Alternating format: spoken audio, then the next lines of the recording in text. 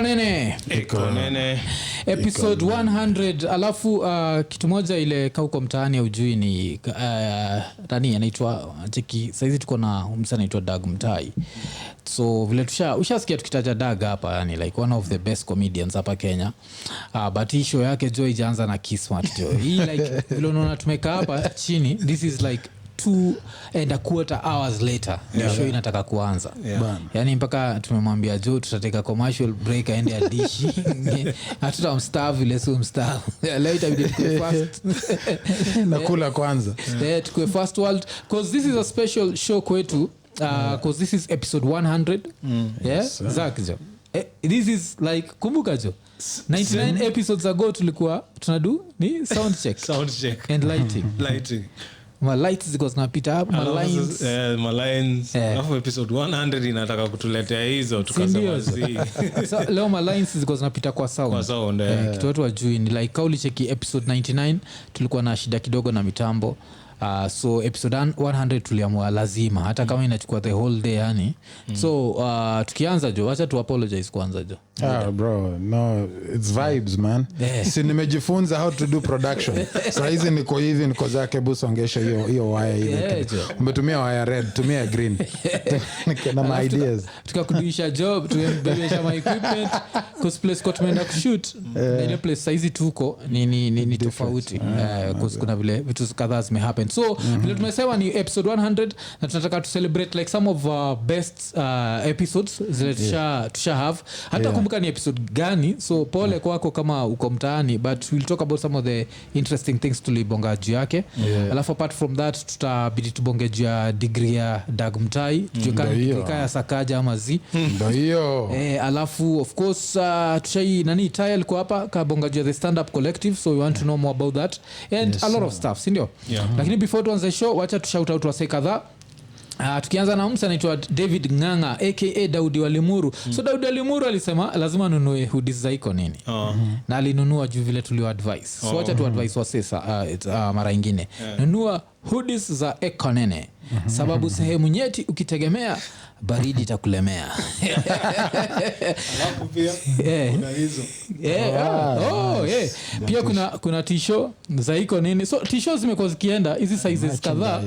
But sasa hizi ma extra size nika watu hakuli jo, watu hajanona jo. Hizi ma extra large zishe. Kama ni extra large jo, tutafute, si ndio? Ubaki umezichukua. Alafu pia kuna nini zinaitwa hizi ma cups za Iko Nini. So vitu ni kibao. Alafu so ilikuwa ni David Nganga Walimuru alibaki amebambika. So asante nini David Nganga. Alafu pia kuna segments kadhaa ziko sponsored. So kuna segment ya Himilo Cargo itakuwa ikika maybe in the second hour. Tuna hope tutaweza kumkeep for that long. Alafu hii segment ya kwanza ya episode 100 iko sponsored na Eliakim Lelinga. Na Eliakim Lelinga alisema kuwa maji yakimwagika hayazoeleki. Asiyepanguza rasa na maji kwa Eliakim haoeleki. So Eliakim wetu nakujua as the ass wiping guy. He's a job with a long story. Okay, it's like a very long one. So episode 100 wacha tuanze na vitu kadhaa zile tushaibonga. So one of the things ile Eliakim tulibonga naye. So Eliakim ni Masai. Okay. Na alikuwa anatuambia kuwa Wamasai kuna kuaga na history ya wife sharing like as in swapping kama mko like the same age group wife ni ni communal. So unaenda shughuli zako, wewe umeenda pale stand up collective umetoa majokes zako, sisi tumepasua, unakaa mkejani unapata kuna spear nje ya mlango jo. Msiko ndani na wife. Leo uko meno nataka ku relax. Sema hata leo nilikuwa nataka ku cuddle. Si Mungu niachia ningeanga kabisa. Unasikia wife kukula na piga nduru. Nilikuwa nataka ipumzishwe leo bana. Niko na plans ya kesho. So hiyo ndio story like unaona unaweza survive like if you lived in that time would you have survived? I think so man. Wajua mimi Kenya mimi nafikiria what was the philosophy that informed it, unaona? That's one of the things that we need to ask Eliakim. Because I don't think it was war. Because FGM was war. FGM ilikuwa okay, how was like, FGM war?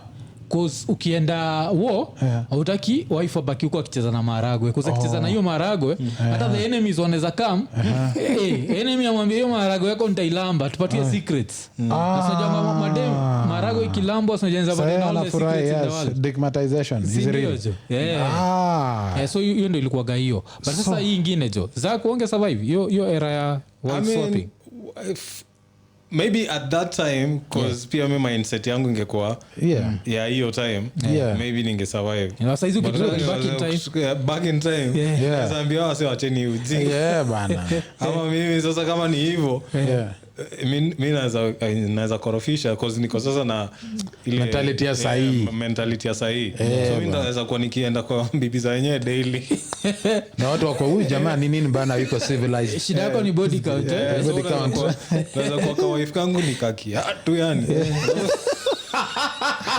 ulimchukua juu it was cheaper defense mechanism tulichukua juu cheaper it was cheaper hakukuwa na demand ulienda kwa dawari wakasema sawa kama unaona ng'ombe moja sawa sasa ako hapo hivyo yeye anataka kunini shauri yake but mimi naenda kushaina za wengine cause kuna kwa gani story ati ukiwa like the most beautiful woman kuna kwa nayo shida inakaa nayo lakini sasa Eliakim alikuwa anasema that vile hii podcast yetu ilitokea alienda akambia dem Sam Sapere na huyo dem Sapere iko US huyo dem Sapere akamwambia Wasapere pia walikuwa na practice like Wasapere wameboda wanini wa Masai walikuwa na practice hiyo story ya wife sharing so mi kile shida yangu na wife sharing ni vile tu inakamigi na ile design kwa tunabonga juu ya body positivity na nani na tai like what like imagine wewe ni na wife alafu unajua nyinyi ma age mates so kama nyinyi ma age mates in African settings mtaenda kuoga pamoja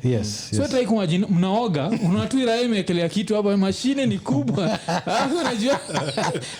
unajuanga wanaweja wife wako jana so you're supposed to go and compete after like unajua ingekuwa like everyone has the standard size same amount of dick ingekuwa kitu tofauti lakini how you have different sizes easy inaweza kuwa ni say group and the entire group wanaanza kumsabotage wanaanza alienate huyu jamaa anakuanga tu weird si ndio anakuanga tu weird amsemi ni nini mko tu mnamharibia jina mko tu jamaa achana alafu ukienda vita mnahopieni at a date mko like you're the best you're the warrior man enda mbele kitu mimi nakupendeanga ni courage unaona wewe unakuwa na courage sana ningeweza kuwa na courage kama wewe naweza songa mnamchocha aenda malizie huko amongst us jo at least a dedition jo atuachie ma wives zetu so hiyo kitu alikuwaga amongst the Kikuyu community now that's one thing we need to research like what was the reason behind that because I think he hinted on it I think alihint yake ilikuwaga ilikuwa ile kufight like male infertility so like if you can't get a kid you'll never know you can't get a kid that is true because ni nyinyi wote so sasa kama dema zai tunajua shida ni yeye in fact it used to happen hata in other communities even I've heard in Kale community I think it used to be there ile njaro msee kama who get nini you're not making it happen utafanyishwa tu na wazee kazi unatumwa uende mbali and then one of your guys anatumwa like one of your age mates your brother nani atumwa enda chafua hivyo wanakukava alafu unarudi lakini sasa hiyo sikuchangamka na wife unachangamka alafu unajua sana anakuwa unatumwa tu 1 month upotee tu kidogo alafu unaambia unajua ile siku ulienda ndio ulikumba ulichafua kabla utoke wewe ulifanya ile maneno check sasa naona lakini everybody knows what happened you know pia mtu yana zazaliwa kifanana na msemo mwingine that's why I think they would keep it around near family cousin ka brother alafu tu unaambiwa unapata tu imefanyika unafurahi una nini una habari then unashindanga tu kitumwa matrip every time mtu mwingine anahitajika sasa wife anaambiwa so wife huambiwa like have sex with you before travel yes kwa wife akiamua kukazia hata utumwe sasa utarudi na nini na mkuki jo uanze kuwa hiyo njama ilikuwa the entire mpaka wife anajua lazima acheze. Hata I've heard of other communities where to mitigate against witchcraft, kama kuna curse kwa hii familia, wife ana diversify na one kid, one of the kids si wa hii boma, odd one out. I've heard that communities, I don't know, I think hata yetu maybe it used to happen. I think I had something close to that. Ile ilikuwa like mtu mmoja anakuwa just in case there is a different clan, not all the kids will die. That was the thing. But unajua sisi tume grow up na hii Christianity ya like your wife is exclusive and what hizo watu wezi jo afadhali gas tu ila ruwe familia mzima kila mtu bora tusiangaliane, no eye contact, tusiangaliane. Wanaume ndio waangaliane eye contact, ama hapo ndio ilitokanga wanaume waangalianangi hivi eye contact, mnavoidiana the bullshit. I'm just making that up, but I think hizo siku ilikuwa tu mseni aje, lakini the main thing ilikuwa first of all ni kushow madem wa Masai ilikuwa na enjoy sana. Your girls also need diversity. The only thing is society vile iko kubaliwi kuwa nini, and the reason why they need diversity I think is also evolutionary, because the fact that if you are only attracted to one person, if that person ends up being sterile ama what, then it means this woman would never give birth. Exactly. So as a species, the species has to thrive. So kuna ile design like atakuwa attracted to different people. So ilikuwa like Eliakim ndiye sponsor hii segment. So lakini hii segment ya Eliakim nataka to go back tubongejea vitu kadhaa zile tushaibonga kwa hii nini. So kuna story moja ile Zaka alitupatiaga ilikuwa interesting sana. Ali grow up TZ akiwa mtoi, like at some stage in his life. Alafu ati walikuwa naambiwa if you need to get a girl, you have to catch ilikuwa a squirrel's tail. A squirrel cut off the tail, uichome sijui alafu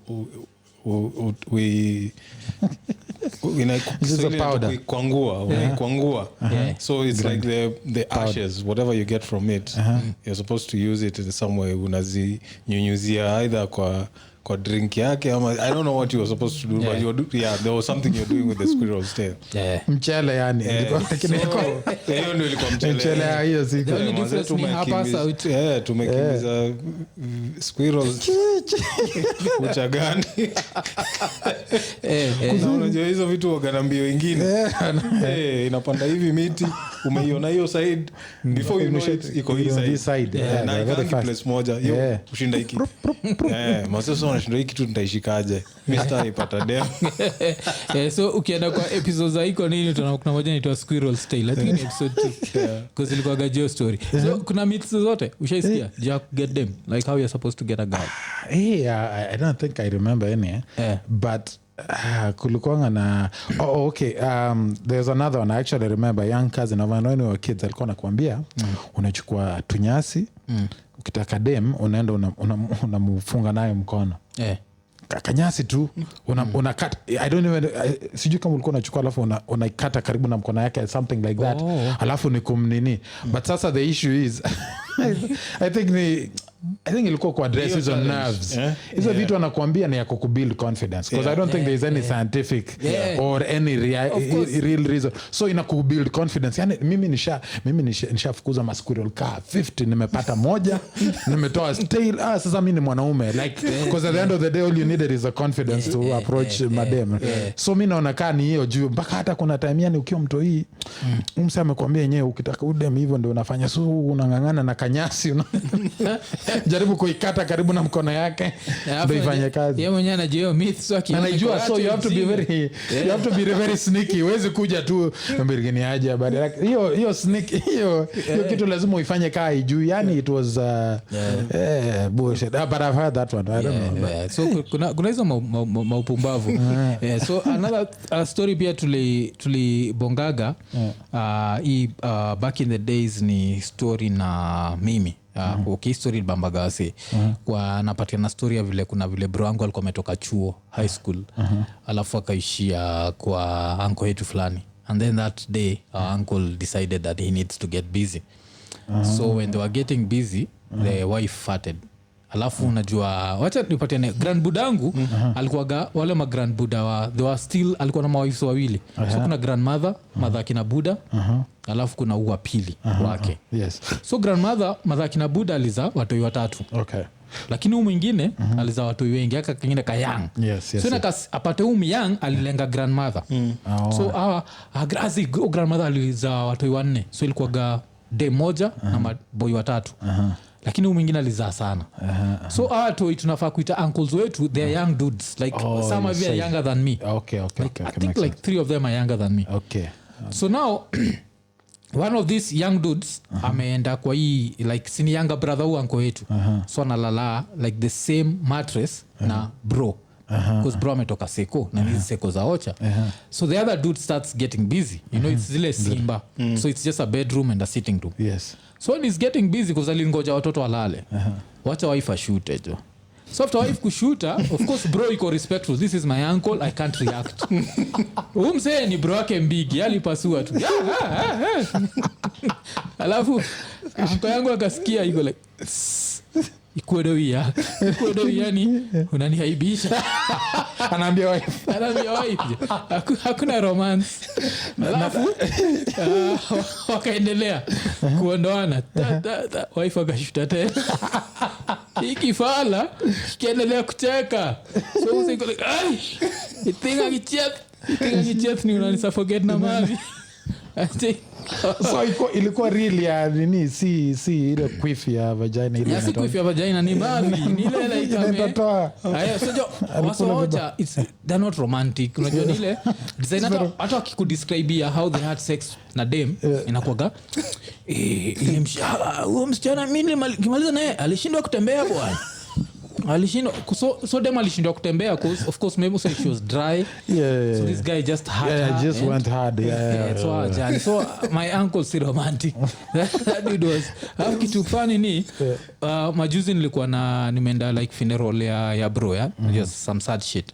But then I was seeing this uncle of mine because remember this my bro who died is the one who gave us this story. So now I'm seeing this dude is turned religious. He go like oh yes he go like ya mavi tu. Saizi ndio tume nini. So with that in mind like any situation shaiskia like an adult ama family having sex that was not supposed to. No, I don't. Now in my I think tuko na distance kwanza where my family is. I mean there's a lot of distance even with my extended family. Tunaishi mbali yani ile kutembeleana inakuanga mpaka mna travel kwenda kutembeleana. So we have not had a lot of those. But of course personally and our friends those things have happened. Mnasikia kelele you're trying to be controlful. There was a time but it wasn't a real embarrassing story. It was a weird story. An uncle alikuwa mode chuo fulani and then I think he was in teaching practice. He studied teaching practice. So alikuwa na dem wa village tu amepata dem wa village. Amekuja anamchapa ile kitu kelele inasikika. Security wamefikiri anakula dem studio. Wamemngojea kwa yani mpaka akasema ama tu wacha itaogelea like but we are watching this guy. Lakini but sasa hizo kelele hizo man this guy is going ana stop paka tumesikia kumeenda. So me I'm hearing commotion but I know alikuwa na kamgeni so I'm just like hey. Eventually it turns out of course ni demo nje wakaona akisneak out asubuhi nini alisamewa but that was just one of those watu walikuwa wamesurround bana watchi teacher wanapiga nduru na unajua sasa hiyo place ni karibu na so cause it was a cubicle amepewa tu cubicle mahali it's close to the nini to the it's almost close to the dormitories so it was very it's a girls school. It's a girls school. Supposed to be allowed jo. Design ya nani ya nitwa Abel mtu akiuliza sheria iko hakuna sheria. No it's one of those check hiyo Ocha school it's like so at as we used to live in that compound and then this guy is there's like a fence between the teachers like there's a live fence like kuruka the other side is really hard but people are wondering amefanyaje amemrukisha aje kumstudio amekuja kwa teachers quarters section watu wamejaja hapo walikuwa wachimba nini watu ilikuwa inaenda kwa aibu fungua mlango kuna namba wafungue. That's what they wanted to do kumunini but of course they would have and then of course ile kufunikana tena wanaume wakasema wacheni tutadili naye kesho tutamuongelesha vizuri, nini huyu ni kijana lakini this is unacceptable. Kesha asubuhi ndio wakapata karibu tuchome because now wangemwaibisha mbaya and then alafu hiyo story ya kupiga nduru amenikumbusha pia story nyingine tulimention hapa kwa Iko Nini. Vile tumesema hii tuna reminisce about a few of the episodes that got us here. Kumbuka ile nikibonga juu ya kuna dem alikuwa na work Radio Africa, alikuwa like my neighbor. So mimi nilikuwa naishi Ngara, so naishi chini, udem anaishi juu. So udem alikuwa pia na screw na msee wa Radio Africa, some like Nigerian guy. Hapo niko sure sort of figure out who it was. So watu wawili walikuwa napiga nduru, wote wawili. Hata jamaa. So demiko alafu mimi nikilala nimelala. Hata mwami agazako zako agamse mingine akidoze gate fulani jibangio anasikia. Ulala kama msamedate. Sasa kuna siku dem like dem yangu at that time ananiambia like niajijo hatu wako piga nduru. Niko like miss Jessica kitu yote kuna hatu wanapiga nduru tu. Yani so siku moja tu ile coincidence nishaamka around 6 nasikia mwanaume ana scream. Unajua miss Jessica mwanaume akiscream Rahel kwa ina scream. Alafu eventually niona kwa TV niko like tunakujua na mwakelele. Alafu nikajua pia nikaona kwa Facebook he believed it was like the earth is flat, so he's a flat earther. So flat earther men like screaming bad. Because that dude used to karibu on harmonize wale hapa amesema ndio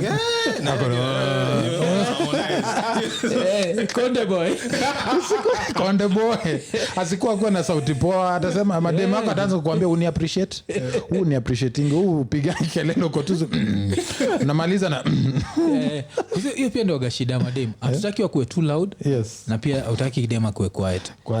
Dem kuwe quiet inaweza mess confidence yako. I think hata majuzi tukiona nani hapa alisema hivyo Kalala. Unabonga na Kalala like how to break a man's confidence. And Kalala alikuwa anasema hivyo like ile absolute silence. So uko pale umesweat je una twerk sio nje ya tuna twerk kufanya kazi sex to work. Twerk dem yuko tu hapo iko anatafuta simu tumemaliza sasa nini running mate wa Jakoya haja some shit no Jakoya atachukua atapata. So umemfinya nywele haya endelea. So umesema wa Jakoya inaweza mess confidence yako. Yaani kitu more respect ya madem. Unajua dem akiona chali hakuna dem mwana chali alafu anaogopa ati he can be too big for me. Shame notice hiyo. Kwa sisi kama boy kuna dem zaangalio na hii rasa ushindwe hii rasa na hiyo weapon yangu ni zambe dogi kweli isifike madem waogopage tuende jo msekasha kill mseni mbigi dem mdogo but by the way na dem aliamua tu tuende na Shakini bana ama the mountain the mountain wa Game of Thrones yake ni mtaini sijui ya na demo ogopi sisi si unaangalia gawe sasa the flip side uone za kati ya demo anatosha na the mountain ama demo anatosha na Shakil unaweza katia mazee inaweza kuwa ngumu lakini anaweza taka kutry tu challenge confidence nipatie tu moja nipatie tu I try like niko huko hiyo area iko directly proportional buda. That's one thing. The other thing pia ni kusuffocatiwa. She like let me be on top. Unajua si tukiwa on top so we have ways of supporting us our bodies. Yes. Demo kiko on top yo ana collapse collapse it feels good. Au is it like hiyo ka fetish so sit on me suffocate me hiyo unaweza shindo kupumua zaka na basi una dedi alafu family hizi ambiwa kwa tuli dedi chini na one of those things just what try to imagine yuko juu yako ni mkubwa kukuliko ni heavy kukuliko uwezi mtoa si ndio alafu maybe umepeleka hiyo kitu design nyingine ako heavy whatever you tell kama una dedi unaweza kuona mwambia toka tu kidogo ni hakuna safe word kumua alafu rudi sasa anaona so hizi unaweza kudedi hapo unaanza kuongea safe words na regular sex hakuna hata mapingo na umemwambia sasa safe word yangu nikisema hivi jua sasa hiyo safe word yako sasa imeku bas unaweza kuapia una hatuwezi jua akufunike mdomo anasema na uwezi move labda anafikiri wewe ni screamer kawaida tu anakukisi mdomo ndio usikue noisy alafu unaenda tu hivyo alafu still tukigo back in time kuna story pia Zaka alituatiaga ya first time smoking weed ya Zaka story yako ilienda gaje? So kuna maboys mi nime grow up around Nairobi University so by the way nikitaka kuapply kwa rezo sahizi waitishe papers mi naweza tu kwenda kutengeza zangu River Road alafu nipeleke huko every person in the university knows walikuwa wanajua so walikuwa wanaingiaga huko hivyo tuna na maboys so kuna maboys walikuwa nini mamlaka B ilikuwa gani wasewa nini wa engineering third year ama fourth kitu kama hiyo si ndio because mimi ndio nilikuwa tu nimemaliza high school but ni wase tulikuwa nasikiza nao hip hop so hawako wana mind nikienda kwa room yao kusikiza nini so kuna hii album tulikuwa tumeget mazee ya Killer Priest sema hii album acha tukaisikize so kwa kusikiza since ni Killer Priest tumeingoja sana walikuwa wao ni wase smoke hiyo siku wakatry kuni convince Zak mazee leo tunasikiza Killer Priest lazima ujoin ni kiasi pia pressure si pia mimi nikavuta kidogo wacha Killer Priest aanze kucheza hiyo album inakuwa na intro fulani inaitwa Heavy Mental album yenyewe inaitwa Heavy Mental but iko na intro inaitwa Heavy Mental so it's not a song nika poem hivi man niko nasikia nikawa msichana ni address na naongea vitu dark nikana niongelee ukianza ku paranoid na niko smoke Maze niko paranoid naangalia na shindo nini na happen kikaenda halfway through hiyo intro nilishindwa nini nikatoka nikaishia bathroom mbeste bado wako hapo hawaja notice wako juu ya manduku liani na Heavy Mental inawapeleka mimi nikaenda bathroom nikaeka maji kwa uso nikarudi nikakaa chini tukaendelea tunaendelea saa ndio zinaanza kupiksa vizuri kwa unajua first time ukismoke most of the time wale wase wanajua wanajua puff moja sometime other person wewe kama ni first time yako ulikuwa unapigilia kwa unashindwa kwa nini kuna change mbona sisikii change wewe unataka kusikia hiyo change wacha zianze kulipuka sasa vile zilianza kulipuka nikaanza kusikia heartbeat yangu inaenda fast si normal sasa hiyo niko paranoid nikao unasikia tu voices but ile kitu inanishtua zaidi ni pulse ukiekelea mkono hapa hivi kwa chest na unaisikia nikaona hapa hivi naenda kudedi sasa naanza kuambia kina huyo msee alikuwa anaitwa Brado mwingine Kimash sasa by that time Kimash ameshuka room yake ilikuwa chini like a floor below ya Brado nishaambia Brado mazee nasikia nika hii heartbeat si ya kawaida mazee kubaya I think mimi nafaa kwenda hosi Brado unajua tu ni weed akasema acha nishike sasa kushikilia pia yeye ananishtua wow sasa wewe ukajua kimaumana sasa ndio nimepanic saa vizuri kabisa Brado anaenda kwa dirisha anaita Kimash sasa since iko kwa hiyo window hapo chini Kimash ita doc mazee zako ni mgonjwa kusikia hivyo mimi naona wako experience na wanajua vile na unaumia washasema ukai believe more nikashuka hizo stairs za mamlaka B mbio sana nataka kwenda home niende kwa hosi remember heartbeat yako inaenda fast hivyo na unashuka stairs kimbia you're getting worse oh my god kimbia sasa wakakuja nyuma yangu akinikimbisha sasa hapo hivyo hiyo barabara ukishuka hivi kwenda hiyo church St Paul's ni si St Paul's hii church aka kamse kaliiba juzi history tukipiga kwa St Paul's si St Paul's Nairobi Chapel ako kanjia hivi kitambo kulikuwa kuna watu wanauza kama mboga hapo kuna makiosk mob wakakambio wakaniambia kama ukaya hapa hivi wakabai maziwa wakapatia maziwa nikakunywa maziwa sijui hata kama ilikuwa inasaidia but at least ile nikakutuliza kidogo nituliza wakaanza ma story nini ukakuwa distracted ukanidistract yasi nikashuka hivi nikaishia keja yangu sasa ilikuwa hapo chini karibu na Serena hapo aliingia tu kwa keja na nikalala hiyo ndio ilikuwa mara yangu ya mwisho ya kwanza na ya mwisho ku experiment nilitry siku nyingine once but sikuwa na hizo speed so hiyo iliniharakisha but haikunipatia feeling ile unafikiria daily so haikuwa kitu ningeza fanya cause hiyo pia ilinifanya nikakaa mjinga nilikuwa nakaa tu na zubaa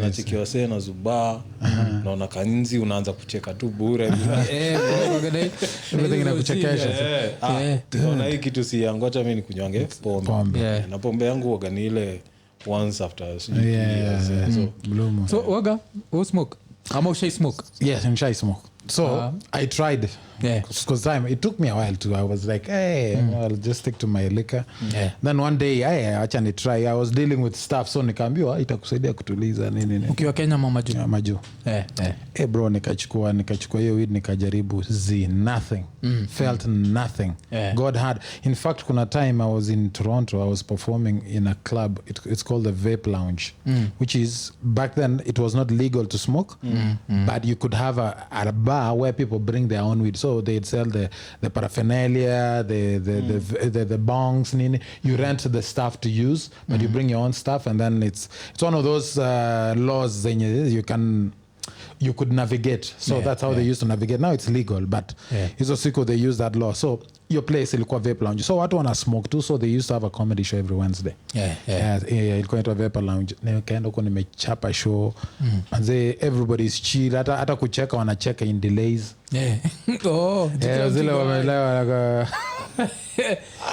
saa zingine watu wanacheka joke ya 2 minutes ago unafikiri lakini unashanga mbona si kill but then you see people who are killing who are normally killers they are not even panicking they are doing it properly so mimi being in that environment nothing I'm feeling nothing I'm just feeling the usual manze ikakata nikajua it doesn't work for me but nikajaribu weed cookie kimakosa nilijaribu ya kwanza the small one again the same thing niliambiwa just kula kidogo nikaenda nikalala had a good sleep didn't think about it so I had bought 2 cookies another day I was doing cleanups I had a show I was doing on Thursday was cancelled nikasema let me clean up keja ni safisha kitu acha nikula alafu nipige meditation hivi alafu nitulie that's all I was thinking of doing hey bro nimekula hiyo yote because I was like it does nothing to me I smoked it does nothing I eat I don't feel any change hata sikujua unajua and then I started doing the work and I didn't think about the fact that I already ate a weed cookie so I'm like bro nimesema acha nitulie nijaribu ku meditate alafu nikaanza kufikiri oh my god and then I started thinking my circulation imekuwa horizontal and vertical nasikia ni kama blood yangu inapanda hivi na zingine zinaenda across I'm trying to map out how is my circulation supposed to work I feel like nimeanza kuchukua hiyo burden liko yangu bro nikasimama hiyo nimepanic hiyo that is not something is wrong it should not be like this and I don't know how it should be and I don't know where nikaanza kujisumbua nikaingia Instagram fulani amefanya kitu kingine nimecheka nimenichekesha nimecheka mpaka nikaanza kupanic mbona hii kitu imenichekesha hivi nikaanza nikaanza kupanic sasa panic ikakikini bro why is this making me laugh 30 minutes down the line I'm like why is this making me laugh so hard and imenisumbua ndo nikajua like ile cookie shit it was a cookie I'm high oh my god I'm high no so I'm panicking again I'm starting nikasema because I'm high I can't kuwa literal with my translation of high I'm like now I have to walk high like I have to be at length because I'm being told you just need to calm down and be at peace with it so how do I be at peace with it by walking high so nimepanic bro karibu I almost called the cops on myself like zile za I want to call 911 my roommate akaza zile just wait for it just wait for it to tulia and I call mse mwenye aliniuzia hiyo kitu kaniambia just tulia bana sijui jamaa ako Vegas huko alikuwa ametravel hiyo weekend so tunaongea on Facebook my roommate manze mpaka alikuwa na concert alikuwa anaenda ku attend imebidi akae so sasa nika call them alikuwa na mdate at that time ile niko I'm so high right now aliniambia I was speaking in a high pitched voice I'm so high right now I'm freaking out I don't know what to do mpaka akasikia yenyewe nina trip out akakam. So by the time amekam na snacks nini anajua everything. Akuja akaniekea music, she was very experienced with this shit. Kaeka music, we made out. Hiyo ikanituliza, ku make out ikani distract vizuri sana, like nika distract. But when I was high, like I almost tried to hang my hat on a mosquito hanging, like inakaa ni kitu ya kuhang. Bro, nililala kuamka sasa ndio amka na njaa na nini, but tangu hiyo siku hata hii edibles hizo I'm not ikaisha tu hivyo au hata wajakoya kingia, you're not planning to go back? I'm not. I mean, now there's no harm because I know it does nothing. Ever since I've tried to do puffs, it does nothing to me, so I'm not afraid of that. I also did the cookies as you did the cookies. You went the trip out to Natasha. She's the one who hooked me up. Came from UK. Shit. Gave me some cookies. So I had them in my fridge. Nikakula. Aliniambia vizuri. You're supposed to eat like a quarter of this. Yes. And then chill. So mimi nikakula hiyo quarter. Nothing happened. Nikaongeza quarter ingine. Nothing is happening. Sasa hizi vitu si nini, nikakula yote. Time moves like this. Hiyo kitu unajua hiyo high kujangi immediately ka hizi za smoke. Ilikuja jioni baadaye. Same shit. Paranoia. Unasikia voices. Mimi nasikia madhango akiniuliza, what have you done? I remember that very vividly. Like, what have you done? Then nikashtuka. Because mother akuange around. Mbali. Nashinda, hiyo amefikaje hapa? Ilikuwa clear ni yeye. It's vivid, bro. Nikaona hizi vitu itakusumbua bro. So the only thing that helped me was nilizeka kwa fridge, kwa freezer hapo hivi. Kwa fikiri nika cookies za kawaida. Haziku last. Hizo zilikuwa soki. So singeweza kuzitumia tena. Na nikazitupa and that was the end of it. Otherwise ungekula zote at once. Bro, ile ukiambiwa uende ulale unasema yes I could go to sleep, but who will do the breathing? Who will be breathing on my behalf, because I need to be all of involuntary actions. I was trying to take on all of them myself. Unajua vile mnabonga juu weed, because the fact sijai try inaonyesha like how do people enjoy that, and also wanapenda weed so I think ukisha go through that virginity period then end up ukishaanza go through hiyo ujue hiyo paranoia, cause me ya heartbeat haijawahi change. Every time nimechukua hiyo kitu heartbeat inanifanya nakuwa paranoid. Hiyo ya voice nilisikia mara moja, so I don't know if after some time utaizoea. Alafu sasa kuna ile kulegea tu, kulegea ndio chill back. Hiyo sasa sijui kwa nini, because I don't think I'm that hyper. Maybe wase woga hyper ni wanahitaji kurelax hivyo. Ni someone kuzuba, kuna siku nilikuwa nimezuba hivi, nimefungua mdomo na nimefungua macho na angalia demu mwingine. Some creepy shit. Hapo unakumbuka ndio unashtuka. So baadaye ukiwa soba ndio unasema I must have been looking like a stupid. Hapo jadema tafiki creep. Kumbe time una nini. Somebody has told me it actually sometimes it amplifies what you're dealing with. Like that paranoia comes in if you're dealing with it, because there's also people when you do it you get super happy, you get super chill. So if you are always in a regular paranoia, you're dealing with some paranoia shit to begin with, it just amplifies that, it makes it come out, because that could be the thing. I don't know, because now when I smoke, like I can't get anything, so I'm like there's nothing for me in here. Alafu still tukifikiria stories zingine zile tushasikia hapa, kuna story moja ile calligraph alitupatia like at the height of poverty, like after he'd cleared form 4, he used to live with his brother, but they were broke, so broke that they couldn't afford food. So in the process they'd end up like taking Piriton to sleep. Ndio sawa shida zao walale. So sijui have you ever gone through that, like ile extreme poverty ukakosa dishi, and how did you go around it? Because mimi nakumbuka like the worst ilishai happen, kuna siku tushai try kuboili maindia, yani hii maindia nini inaitwa Iwa India kwenda kusiaga. Poverty ya kwanza. Na iboil. Alafu unajua time na iboil mnamaliza mafuta. Mna do. Shida 50-50. Actually the problems of a poor person who compound. Yes, they do. Because like if you're poor and your finger is it's sick, na inakusumbua, you'll never check it. Maybe your time ni cancer. By the time you come to check, it spread all over the body. But a rich person, hiyo kitu kidogo ataenda hosi achekiwe so unacheki. So anything like a poverty story ama you've never been nini, cause najua pia kitu kingine tunaona ukimimika na ilo nani Gideon Moi on top of that ulikuwa Canada, so I don't know if you and poverty have ever crossed paths. Have you ever crossed paths with poverty? I guess I've been fortunate, but I've had some experience like when I was in Canada, sasa unajisimamia on your own. Nimeenda huko, nimemove out of your campus hizo nini, niko sasa nje. I used to go back and forth, but there was a time, but huko pia kulikuwa na zile zinaitwa food bank for poor students, there is a church runs food banks for poor people. Ukitakanga kama imekulemea, you can walk there and you get some free food, dried food and stuff like that. But of course it's very dignifying, inasumbua sana. So I think the closest was ile umetumia inaitwa ketchup na mchele. Umesema tu acha ni boil hii mchele na ketchup, because it's just being broke, to be honest. At that point it's like you're being broke. You have umelipa fees, umelipa kila kitu bills, umebaki na kabil kamoja. Cost of living iko very high, so una do ya kubuy food, umebaki yani ile kuna $5 mbele nyuma, na hiyo haiwezi kukufanyia anything, always you can't get food for that. So at that time nilikuwa tu na bike around, and it's the winter, on a bike to school, because you kupata pasi ya nini ni ngumu at that time. So I think that is the closest I can say. Siwezi do it this service and say I was cause hata vile umebongea hivyo imenikumbusha kuna nini, a certain plant, I don't know how we researched about it, but there's this plant called spirulina. So spirulina apparently it's a plant that has all the nutrients. So iko na proteins, vitamins, carbs and everything.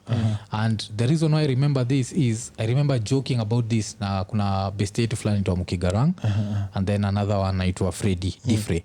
And this takes me back to ile time tulienda Kisumu. So kuna time tumeenda Kisumu with like some white boy like who was a friend of ours. So we done a song called Jerusalem kwa ngoma ya Kijaka. So to his white, of course he talks to the promoters of some huge event, and then they're like tunaweza come to cut and raise. But the main act was Jua Kali. So tuko Kisumu katikati ya Wajaka, the most impatient motherfuckers in the world. So ziko pale tu Ohangla inacheza, alafu wasona dance because they came for nani anaitwa Jua Kali, but Ohangla is their shit to make them wait. Sasa Ohangla imeinterruptiwa, yuko like watu wa Nairobi wamekuja wanataka kuwa performia. Alafu at that time unajua sisi tuko like tunapenda hip hop, so tuko sasa pale tuko sikia Kijaka manade ketno tom tuweke ngoma hii tunasikia tukiwa backstage. We are still young, like we in our early 20s.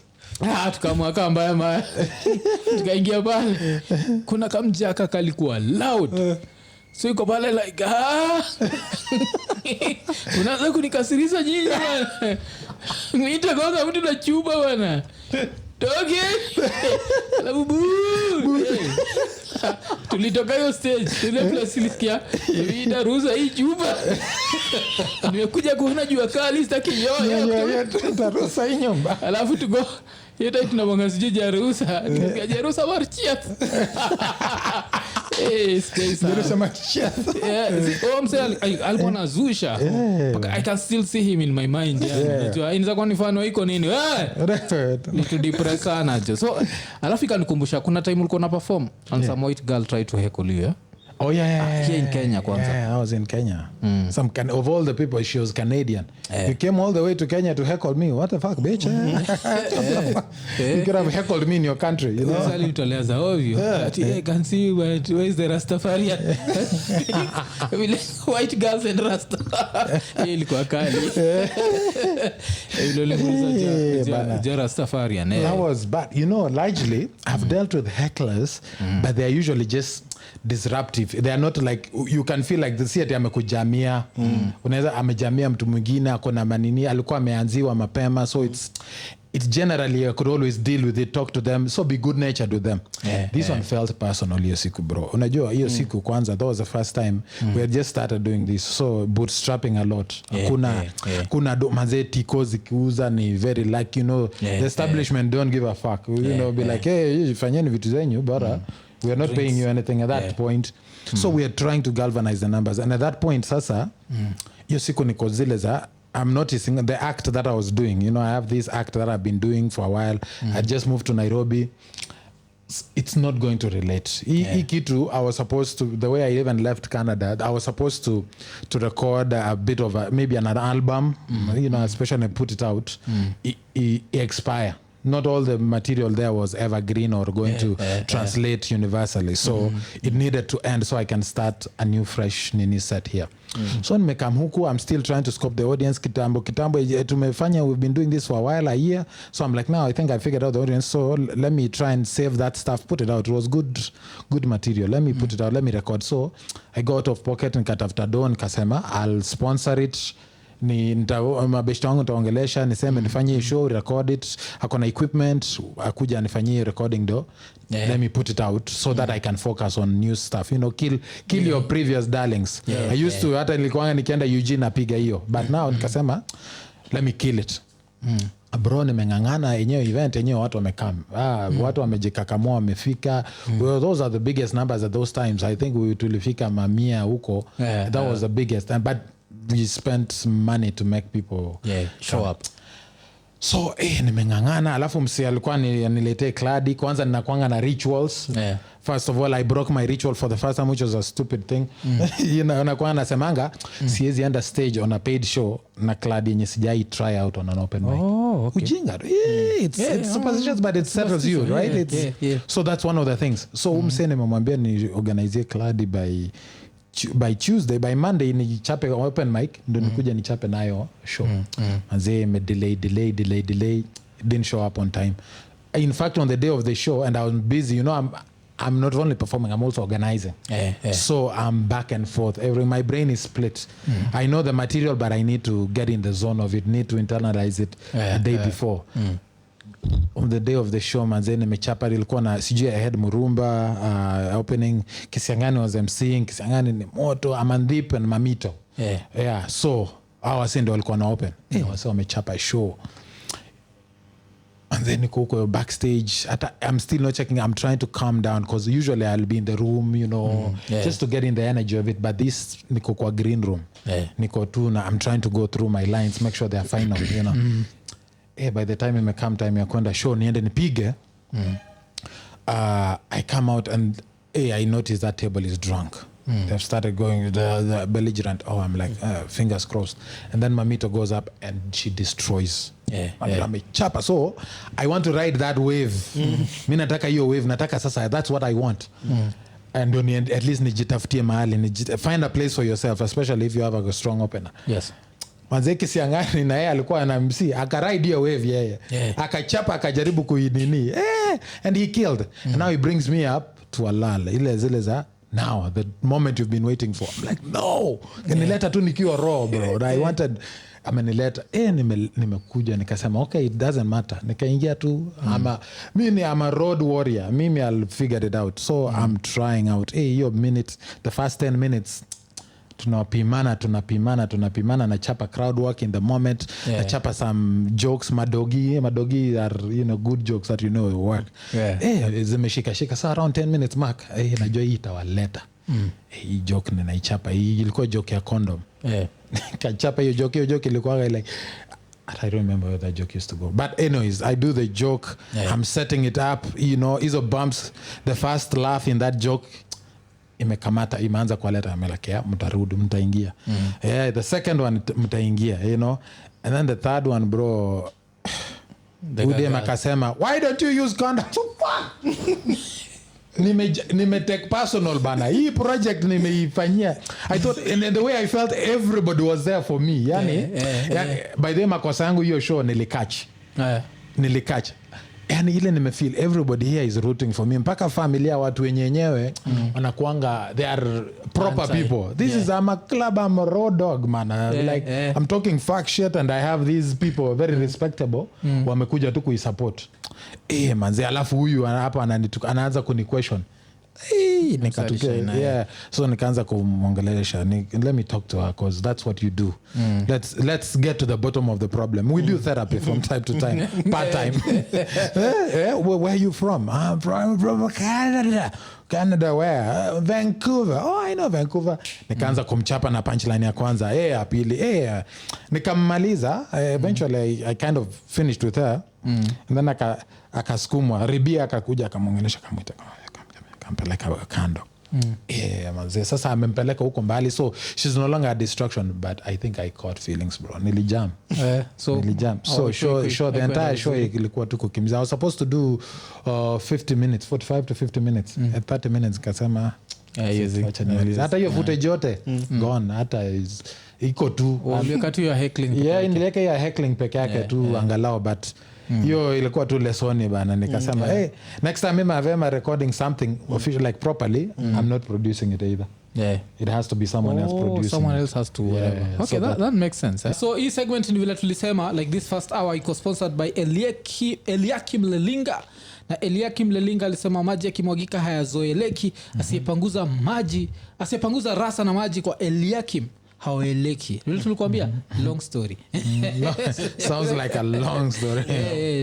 Alafu Eliakim iko Masaiza Minneapolis so tunashindwa like alikaaje Minneapolis na ile baridi yote akafikiria like he's going to sponsor a show because there's a show he sponsored and he told us about to talk about wiping us. Just wiping us. So you're wondering like what did he see in Minneapolis? I was like there's too much crusty ass in America. I need to make sure Africa does not follow. Is that where Somalis wamejaa? Wamejaa. That's what hata niko nafikiria. It's probably the Somali story, who knows what. Ama demo Somali labda dem fulani akakuja akachange culture ya kwake. Culture yake ikakuwa zile za no we don't use paper, it's not, and then he had to explain it's not biodegradable. Hizo vitu hizo mabullshit za we're going green in this household, tunatumia maji. Tunawaje ni go green. That makes sense. So still tukibonga juu ya stories za kuremenes, kuna story pia Zaka alitupatia guy university riots. Ile like the students took control of the horses. Zaka jiko nzatupeleka huko. Kwanza ulikuwa kampo gani hapa Kenya uliwaipitia kampo? No, just went straight after high school nikaenda to straight. So hapa hivi kulikuwa kunatokeanga riots.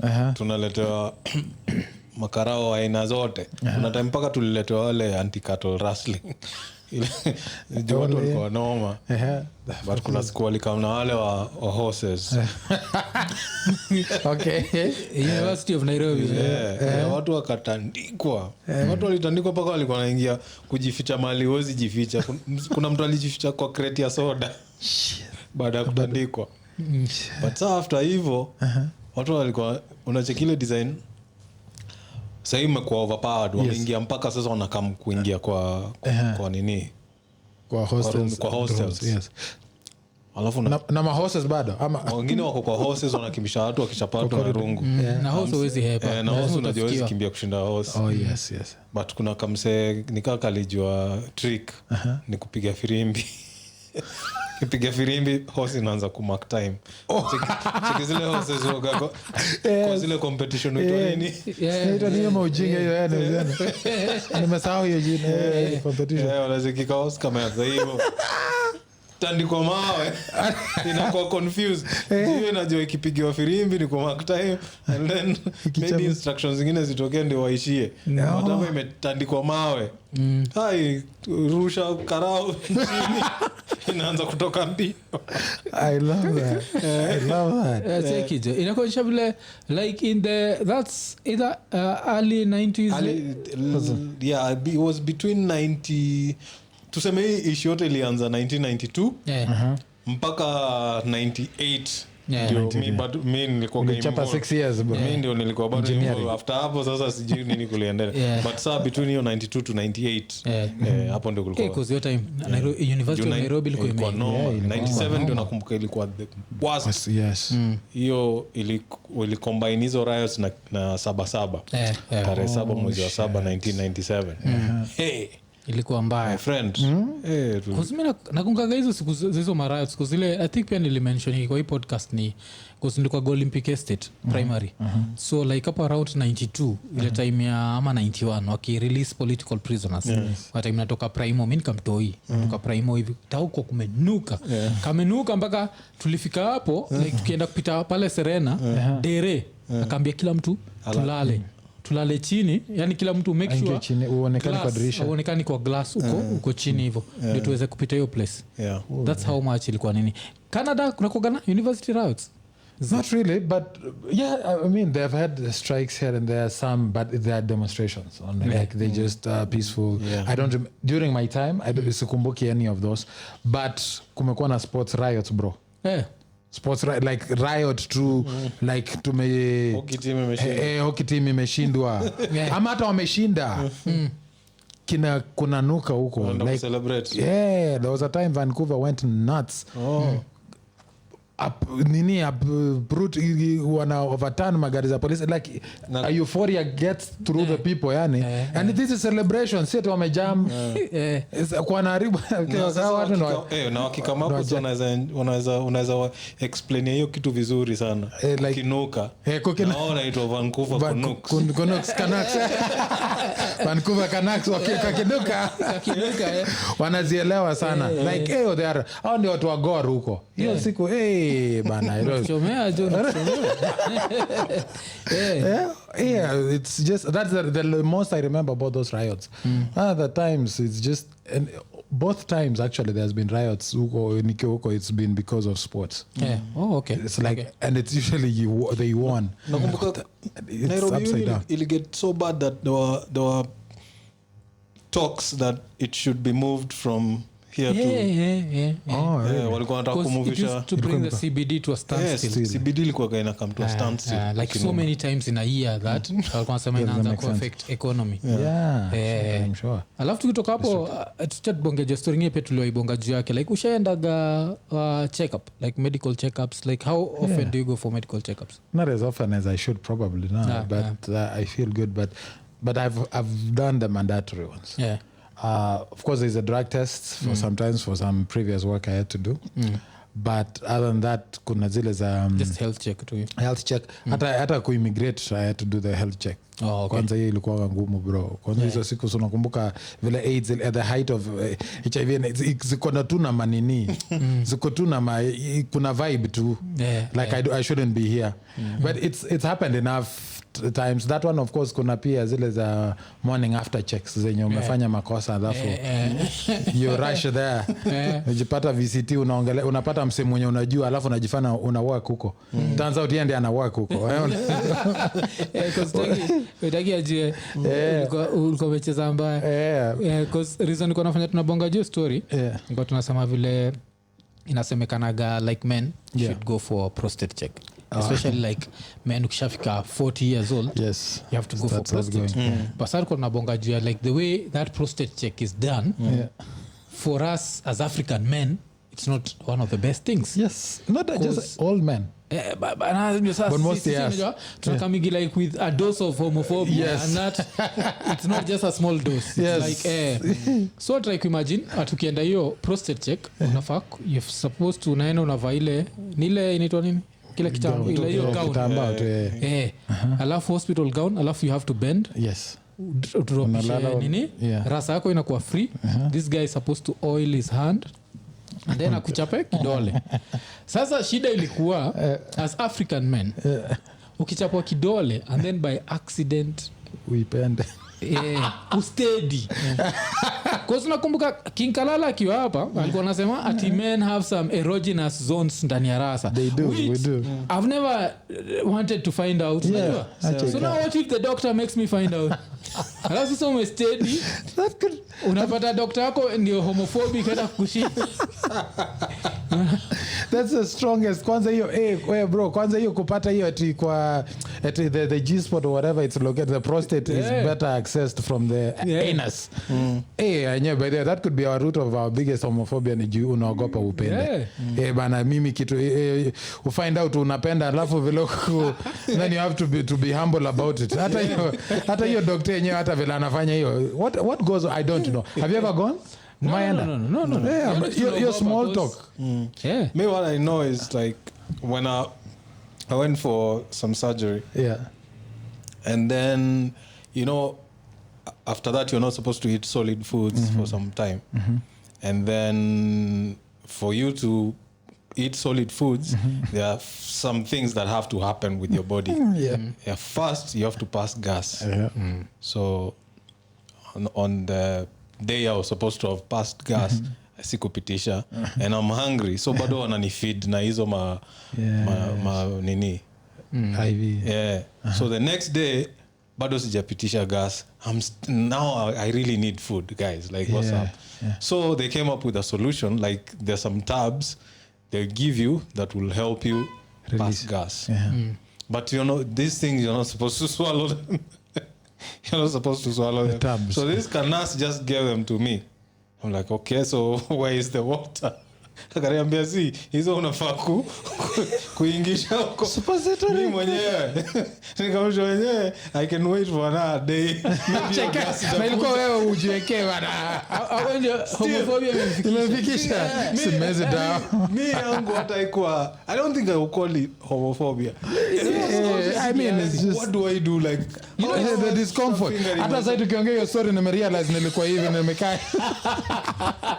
Unaifeel nilikuwa hivi na acha niachilie kidogo to relax. Amenipatia hizi two tabs tuwili na nimeniingisha kwa rasa, and then do whatever they do, then I'll be able to pass gas. Unajua shida ni rasa naturally kiasi iko dry. So alafu jakuwa kidishi, so si you had like some liquid ass, and then it's the thing is kidishi.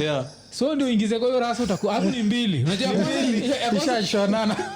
Ya kwanza first of all utakuwa ukishamaliza ya kwanza nao ya pili unaitumia kusukuma ya kwanza. And then the thing is, I'm not a doctor, so how am I supposed to know how far it's possible?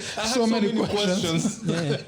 When do I stop? When I start enjoying it, ama nifanyaje? Ni stop sangapi? Ukianza kumoni sema okay, hapo imefika. Because of all those questions, I was like, you know what, I can wait for another day. Then maybe. So you waited. Lucky enough, I didn't. Oh, you didn't need that day. So hiyo jioni kapass gas. And then the next morning I was able to now go to the loo. So now allowed me to now eat some solid foods. Kuzile ile siku tulihavi discussion na Zach, ndio story nilimpatia theory yangu. Niko namwambia like there was another simpler solution that the doctors never brought up. And the simpler solution was shaving your asshole. Have you ever shaved your asshole? No. I feel don't make that dangerous. Have you tried it? Yes. Kuna siku like you see like the what older inspired you you first of all? Because the older you get, it becomes harder and harder to wipe your ass. Like unacheki like the fact that there's hair, like the older you get, they start getting hair. Get very hairy. So when you wipe, na normal paper, you don't feel like fresh. Unacheki. So and like kuna zile rules za Eliaki na Zach, zile za you should take a shit then go take a shower. But unajua you can't follow that rule all the time. Yes. So it's like since hizi nywele ndo zinabakisha shit, wacha nizi nyoe. Sasa shida ni hizi nywele kumbe kazi yazo ni kustop mshuto. Yes. You never know till they are gone. Alafu apart from nini hiyo kustop mshuto, pia tunazia ni mufflers ama zile mufflers zina suppress the sound. Sound absorbers. Buddha. Zinaitwa Abubakar. Ndio kwa tume kabisa. Alafu sana nashindwa hii ni nini? Jo nakumbuka na kunyoa ulinyoaje? La kulikuwa unatumia kioo. Ama na wax. Instinct tunashikilia alafu Gillette inaitangwa nini? Jamini bro. Ina kwa adpoa Gillette ile tu like unaitrust. Just niliwekio mistake. Je niko na shooter. So kulikuwa na hiyo. But sasa ile prostate wanasema je kuchekiwa prostate hiyo kusetiwa finger kwa sasa. Ni ngumu bana. Alafu enjoy itakuwa ngumu. Like unauliza doctor like, so what's the minimum period of this checks? Anakuambia 6 months. What if I wanted every 3 months? Unajaribu kujiharakishia usienjoy bana. Unataka urudi hapo je? Unarudi. It can be, I don't even know what the energy is around that right now. Hata ukiwa kwa doctor sasa zile uko ready hapo ana lube hiyo vidole mnaongelea nini? Jana kulinyesha. Hiyo ni date nyingine. Naona amekuwa kwa zile za kumenyesha sana imekuwa mbaya sana. Hebu inuka kidogo. But turn around. Cause me ishani hapenia.